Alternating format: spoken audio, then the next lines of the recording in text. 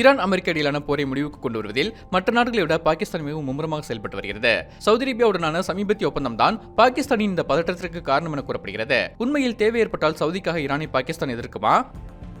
பாகிஸ்தான் மற்றும் Saudi Arabia இடையே 2025ஆம் ஆண்டு கையெழுத்தான மூலோபாய பரஸ்பர பாதுகாப்பு ஒப்பந்தம் குறித்த ரகசிய ஆவணங்கள் கசிந்துள்ளதாக டிராப்சைட் நியூஸ் எனும் செய்தி நிறுவனம் தெரிவித்துள்ளது. இந்த ஒப்பந்தத்தின்படி சவுதி அரேபியாவின் பாதுகாப்புக்கு அச்சுறுத்தல் ஏற்பட்டால் அந்நாட்டின் ஆயுதப்படைகளுக்கு ஆதரவளிக்க பாகிஸ்தான் தனது ராணுவ தளவாடங்களை அங்கு நிலைநிறுத்த வேண்டும்.